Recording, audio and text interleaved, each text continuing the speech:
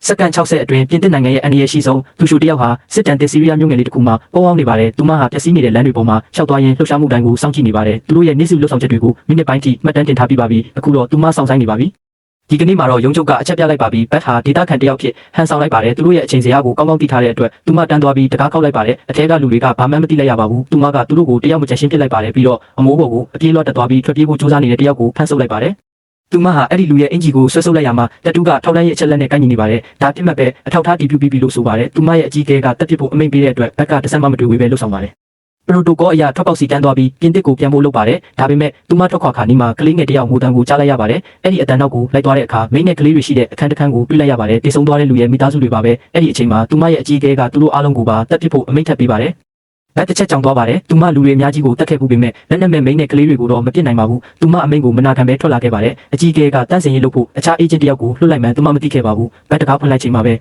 ရန်လိုတဲ့စတိုးဆိုင်ပိုင်ရှင်တယောက်နဲ့ဆုံပါတယ်။အဲ့ဒီနောက်ထောက်တနေရကအထုပ်တစ်ခုကိုသတိထားမိလိုက်ပါတယ်။သူမရဲ့သူရှိုဗီဇာကအန်ရီလိုအချက်ပြပေမဲ့တစ်စက္ကန့်စာနောက်ကျသွားပါတယ်။ပောက်ကွဲမှုကသူမကိုအခန်းတစ်ဖက်ကိုလွှင့်စင်သွားစေပါတယ်။အကြီးအကဲကလူလွတ်လိုက်တာဖြစ်ပြီးသူမဟာတက်တေခံတက်တာဖြစ်သွားတယ်လို့သူမယူဆလိုက်ပါတယ်။ဒါပေမဲ့ဒီဘုံကွဲမှုရဲ့နောက်ွယ်ကအမှန်တရားကပိုပြီးပေါက်မိုက်နေပါတယ်။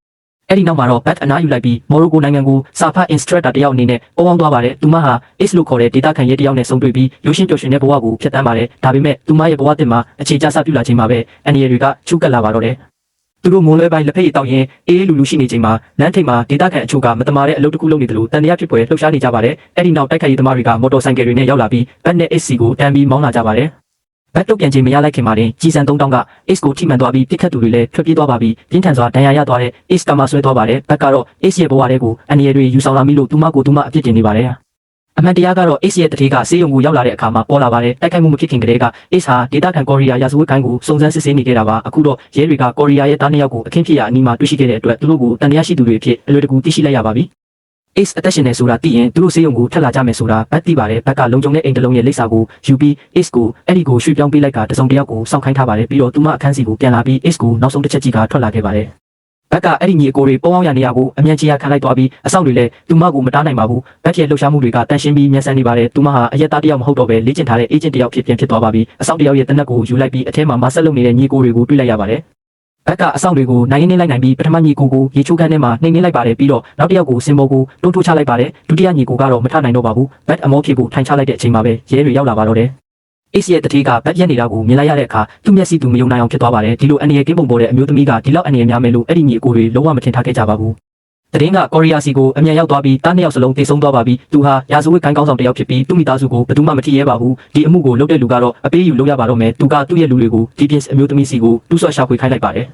်သူ့လူတွေကလျှို့ဝှက်ဖက် channel ကနေတရင်ကိုချက်ချင်းပေးပို့လိုက်ပါတယ် message ကပြင်သစ်ထောက်လိုင်းရဲ့ဒုတိယညွှန်ကြားရေးမှူးယိုအာနာထံကိုတိုက်ရိုက်ရောက်သွားပြီးသူမရဲ့မျက်နှာလည်းဖြူဖြော့သွားပါတော့တယ်သူမရုံကန်တဲ့အမြန်ပြေးဝင်လာပြီး file ကိုထုတ်လိုက်ပြီးလူသက်သမားကဘတ်ဖြစ်နေပြီးသူမရက်တန့်သွားပြီး director ထံချက်ချင်းဖုန်းဆက်လိုက်ပြီးဤအရာကသူမ၏ယာရုအဆင့်ထက်အလုံးပင်ကျော်လွန်နေပြီသူတို့နှစ်ဦးစလုံးပတ်လွန်ကဲသွားခဲ့ပြီဆိုတာသိထားကြသည်ကာဝရီကဒီကိစ္စကိုလွှတ်ပေးမိမဟုတ်ပေအကြောင်းရင်းကတော့ဒရိုက်တာသည်ပြင်သစ်နိုင်ငံတွင်းရှိအကြမ်းဖက်သမားများကိုဖယ်ရှားရန်ကာဝရီအချက်လက်များကိုအားကိုးနေရသောကြောင့်ဖြစ်သည်ကာဝရီသည်တာမန်ရာဇဝတ်ကိုင်းကောင်းဆောင်တဦးများသာမဟုတ်ပါသူသည် IS versus ထိပ်တန်းတနက်သမားတဦးဖြစ်သ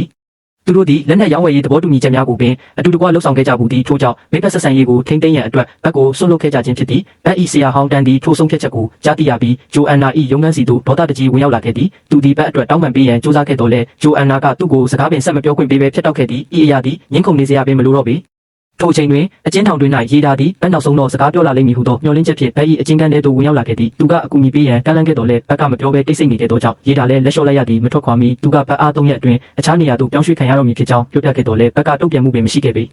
ေမကြမီမှာပင်ဂျိုအန်နာသည်မော်ရိုကိုနိုင်ငံသို့လေယာဉ်ဖြင့်ပြန်တန်းသွားခဲ့ပြီးကာဝရီနှင့်တွေ့ဆုံခဲ့သည်သို့တော်ဘက်သည်ပြင်သစ်ထောက်လှမ်းရေး၏ထိပ်တန်းကိုယ်စားလှယ်တဦးဖြစ်သောကြောင့်တာမန်လူမိုက်များကသူမကိုမထိရဲကြပေဂျိုအန်နာကကာဝရီအားလူများကိုအလားဟတအသေးသက်မပြည့်ရန်နှင့်ဘက်ကိုလက်လွတ်အရှုံးမပေးရန်ပြောခဲ့ပြီးသူမကိုယ်တိုင်ပင်ဖြေရှင်းပေးမည်ဟုဆိုခဲ့သည်သူမသည်ကာဝရီအားတန်ရှင်းသောရလဒ်တစ်ခုထွက်ပေါ်လာစေမည်ဟုကတိပေးခဲ့ပြီးကာဝရီလည်းထိုနေရာမှာပင်သဘောတူညီခဲ့သည်သို့တော့ပြောင်းရွှေ့ရမည့်နေ့တွင်ကာဝရီသည်သူ၏ဆုံးဖြတ်ချက်ကိုပြောင်းလဲပစ်ခဲ့သည်ဂျိုအန်နာကိုအလေးမထားဘဲသူသည်လူသက်သမားအဖွဲ့တစ်ဖွဲ့ကိုလွှတ်လိုက်သည်သူတို့သည်ထောင်ဝင်ပေါင်းများကိုအလွမ်းမိုးချင်းကပ်လာကြပြီးရင်းတို့၏ခေါင်းဆောင်ကပို့ဆောင်ရေးရင်မောင်းကိုထိုနေရာမှာပင်ပြစ်တက်လိုက်သည်ထို့နောက်သူ၏လူများကိုခေါ်ဆောင်ကအထဲသို့ဝင်ရောက်လာပြီးရေဒါနှင့်ပတ်၏အဆောက်ဖြစ်သူကိုတဆခံဖြစ်ဖမ်းဆီးခဲ့သည်ရေဒါသည်သူတို့၏ရဲတင်းမှုကိုအလွန်အမင်းအံ့ဩမိတော်လဲသူတွင်တနက်ချိန်ခံထားရသောကြောင့်အချင်းကန်းကိုဖွင့်ပေးရန်မှလွယ်၍အခြားရွေးချယ်စရာမရှိတော့ပေဘက်ကမူအေးဆေးစွာဖြင့်သာထိုင်ကြည့်နေခဲ့သည်သူမသည်ဤကဲ့သို့သောအခြေအနေမျိုးကိုရခင်ကလည်းကြုံဘူးခဲ့ပြီးယခုကသူမအတွက်ထွက်ပြေးရန်တခုလေးသောအခွင့်အရေးပင်ဖြစ်သည် သူမသည်အချင်းထောင်ထဲမှအမြန်ပြေးထွက်လာပြီးသူစိမ့်တဝီဆိုင်ကယ်ကိုလူယူကမောင်းနှင်ထွက်ပြေးသွားခဲ့သည်ကာဝရီ၏လူများကသူမနောက်သို့အပြေးလွှာလိုက်လံဖမ်းဆီးခဲ့ကြပြီးထိုအချိန်တွင်ပင်ပြစ်ခတ်မှုများစတင်ဖြစ်ပွားခဲ့သည်လမ်းမများပေါ်တွင်ပြေးလွှာရင်းလူသက်သမားများကဘက်ကိုပြစ်မှတ်ထားကတစ်ချက်ပြီးတစ်ချက်ပြစ်ခတ်ခဲ့ကြသည်သို့သောထိုမြလင်းမြန်သောအမြန်နှုန်းဖြင့်ရွှေလျားနေသောပြစ်မှတ်ကိုထိမှန်ရန်မှာခက်ခဲလာပြီးဘက်ကလည်းကျွမ်းကျင်ပိုင်နိုင်စွာဖြင့်ရှောင်တိန်နိုင်ခဲ့သည်သူမသည်ရင်းတို့ကိုလူစီကားရဈေးထဲသို့တိုက်ရိုက်ဥဆောင်ခေါ်သွားခဲ့ရာနေရာတစ်ခုလုံးရှုပ်ထွေးသွားခဲ့သ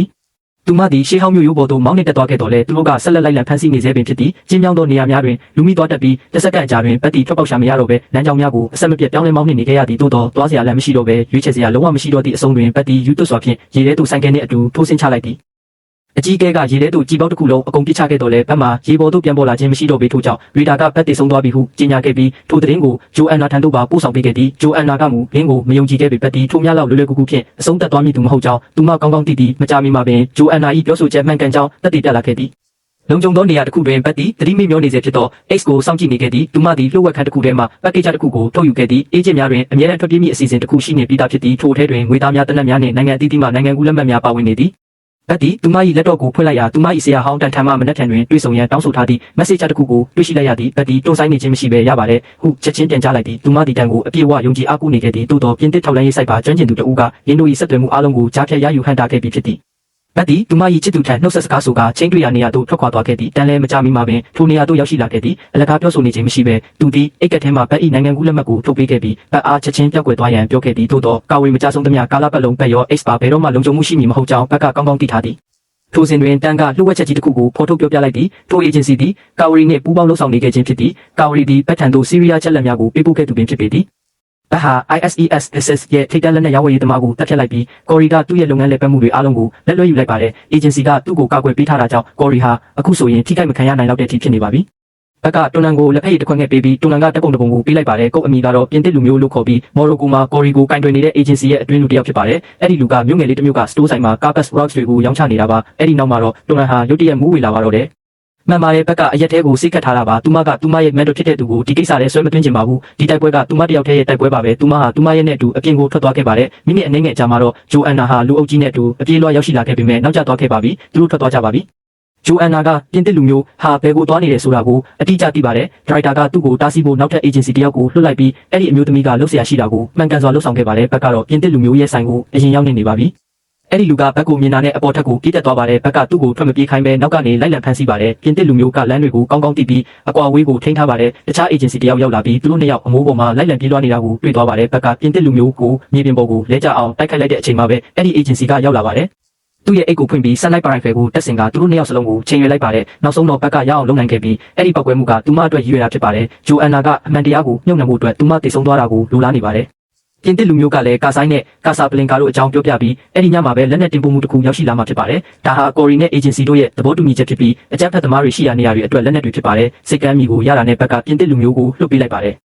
ယ်အဲ့ဒီနောက်အဲ့ရမတုံ့ပြန်နိုင်ခင်မှာပဲဘက်ကအောက်ထပ်ကိုအမြန်ဆင်းသွားပါတယ်သူမဟာလူအုပ်ထဲပြောက်ကွယ်သွားခဲ့ပြီးပြန်ပေါ်လာတဲ့အခါမှာတော့ပြင်သစ်လူမျိုးပြောခဲ့တဲ့လက်နက်ရောင်းဝယ်ရေးစိတ်ကမ်းတောက်ကိုရောက်ရှိနေပါပြီဆန်လိုက်ပရိုင်ဖယ်ကိုအမြင့်မှာတက်ဆင်ထားပြီးကော်ရီကိုချိန်ရွယ်ထားပြီးမဲ့တန်ရှင်တဲ့ပြစ်ခတ်မှုတစ်ခုကိုမလုပ်နိုင်ခဲ့ပါဘ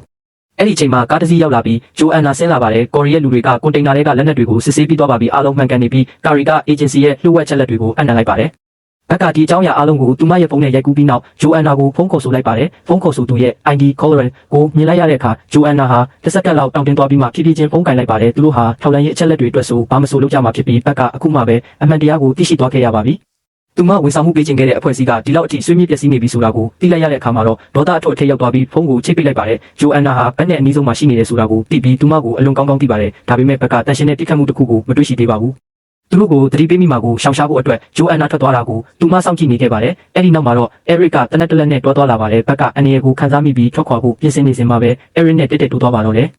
်ကန်ကောင်းလာလားကန်ဆိုးလာလားဆိုတာမသိရပေမဲ့အဲရစ်ကဘက်ကိုလူတွေရှိမှဆွဲထုတ်လာခဲ့ပါတယ်ထွက်ပေါ်လာတာကတော့ကော်ရီဟာရိုးရိုးလူဆိုးတယောက်သာဖြစ်နေပြီးအိုမင်းမစွမ်းဖြစ်နေတဲ့မြေခွေးကတော့သတိထားနေရပါတယ်လူဆိုးတယောက်ကဘက်ကိုအသက်ရှင်လျက်ဗီဒီယိုခေါ်ဆိုမှုလုပ်ခိုင်းပါတယ်ကြည်စံတောင်းကအဲ့ဒီလူဆိုးကိုချက်ချင်းလဲကျသွားစေပါတယ်တစ်စက္ကန့်နှစ်စက္ကန့်ကြာမှတတိယမြောက်ပြစ်ခတ်သူကတော့တော်ဖြစ်ပါတယ်အဆုံးမှာတော့သူဟာသူ့ရဲ့ចောင်းသားကိုဆွန့်လွတ်နိုင်ခြင်းမရှိတာကြောင့်အရာအလုံးကိုစွန့်စားနေရတာဖြစ်ပါတယ်ကော်ရီရဲ့လူတွေအားလုံးဟာတွန်မန်ရဲ့တနက်ချက်ကြောင့်တယောက်ပြီးတယောက်လဲကျကုန်ကြပါတယ်အဲ့ဒီနောက်အဲရီရောက်လာပြီးသူတို့နဲ့ရင်ဆိုင်တိုက်ခိုက်ကြပါတယ်ဒါပေမဲ့လူငယ်ကအသက်အရွယ်ကြီးရမှုကိုအနိုင်ယူသွားခဲ့ပါတယ်တွန်ကအဲရစ်ကိုကိုယ်တိုင်လေ့ကျင့်ပေးခဲ့မှုပေမဲ့အသက်အရွယ်ကတွန်နန်ကိုနှိကွေးစေခဲ့ပြီးလူသက်သမားကသူ့ကိုခန်းစစ်အနေထားကိုရောက်ရှိသွားစေပါတယ် တွန်လန်ကရှိသမျှအားနဲ့တိုက်ခိုက်ခဲ့ပေမဲ့နောက်ဆုံးမှာတော့လူသက်သမားကသူ့ကိုအနိုင်ယူသွားခဲ့ပါတယ်သူကတွန်လန်ရဲ့လေဘင်းကိုနင်းချလိုက်ပါတယ်ဘက်ကအဲ့ဒီနေရာကိုအချိန်နောက်မှရောက်ရှိလာခဲ့ပါတယ်တိုက်ခိုက်သူကဘက်ကိုလေကားပေါ်ကနေကန်ချလိုက်ပြီးစတာပေါင်း steel frame မှာချိန်မိစေပါတယ်လူသက်သမားကဘက်ကိုတွန်လန်လိုမျိုးတည်စီခြင်းခဲ့ပေမဲ့သူမကိုအထင်သေးခဲ့ပါတယ်ဘက်ကအမျိုးသမီးတစ်ခုဖြစ်နိုင်ပေမဲ့သူမဟာဘသူအတွက်မှအလွယ်တကူတင်မဲ့သူမဟုတ်ပါဘူးသူမရဲ့အကြီးအကဲရဲ့တစ္ဆာဖောက်မှုနဲ့သူမခံစားခဲ့ရတဲ့မတရားမှုတွေအားလုံးကပြင်းထန်တဲ့ဒေါသဖြစ်သူပြောင်းလဲသွားခဲ့ပါတယ်ဘက်ကရုတ်တရက်အတိဝင်လာပြီးနာကျင်မှုကိုမခံစားရတော့တဲ့ဆက်ရန်နေရာကြီးတစ်ခုလိုတိုက်ခိုက်ကလူသက်သမားကိုအဆက်မပြတ်ထူထောင်တိုက်ခိုက်ပါတော့တယ်သူမရောက်ရှိလာတာကနောက်ကျသွားခဲ့ပါပြီတွန်လန်ကဆုံးပါသွားခဲ့ပါပြီသူမကသူ့ကိုဘယ်တော့မှပါဝင်လာစေချင်ခဲ့တာမဟုတ်ပေမဲ့သူကသူမအတွက်သူ့အသက်ကိုပေးဆွဲသွားခဲ့ပါတယ်အဲ့ဒီအချိန်မှာသူဟာသူမရဲ့နီးပြတ်တက်မဟုတ်တော့ပဲဖေဖေတယောက်ဖြစ်လာခဲ့ပါပြီအကြီးအကဲရဲ့ထောက်လှမ်းရေးအချက်လက်တွေကိုအသုံးပြုပြီးလုံခြုံရေးအေဂျင်စီကအကြမ်းဖက်သမားပုံကိုရနေရာ6ခုကိုအပြီးတိုင်ဖယ်ရှားရှင်းလင်းနိုင်ခဲ့ပါတယ်ဒါပေမဲ့အဲ့ဒီအောင်ပွဲဟာတစ္ဆာဖောက်မှုတွေနဲ့ညစ်ပတ်တဲ့သဘောတူညီချက်တွေကနေရလာတာဖြစ်ပါတယ်အဲ့ဒါဟာတန်ရက်လားလို့မေးစရာရှိလာပါတယ်နောက်တနေ့မနေ့အယုံဦးမှာဘက်ကအကြီးအကဲရဲ့အိမ်ချံဝင်းအပြင်ဘက်မှာရိုင်ဖယ်တလက်နဲ့စောင့်ဆိုင်နေပြီးသူ့ကိုဖုန်းခေါ်ဆိုလိုက်ပါတယ်သူမဘာစကားမှမပြောခဲ့ပါဘူးသူမရဲ့အဖြေကတော့ကြည်စံတောင်းနေလာတာပါပဲတနက်တန်ကြောင့်ရဲတပ်ဖွဲ့တွေအုံကြွလာခဲ့ပေမဲ့အိမ်ချံဝင်းထဲကိုသူတို့ဝင်ရောက်လာတဲ့အခါမှာတော့ဘက်ကအဝေးကိုထွက်ခွာသွားနေပါပြီးလုံခြုံတဲ့နေရာမှာတော့သူမရဲ့ချစ်သူကကာမာခေါမအနေထားကနေတတိယလာခဲ့ပါတယ်ဒါဟာစကြဝဠာကြီးကသူမကိုပြန်လဲပေးဆက်နေတယ်လို့ခံစားရစေပါတယ်ဒါပေမဲ့ဘက်ရဲ့တာဝန်ဝတ္တရားတွေကပြီးဆုံးသွားတာမဟုတ်သေးပါဘူးကြာဆုံးတဲ့လူတွေကအခုထိမကြဆုံးသေးပါပဲသူမကသူ့ကိုတောင်းပန်စကားတိုးတိုးလေးပြောပြီးနောက် track ကထွက်သွားခဲ့ပါတယ်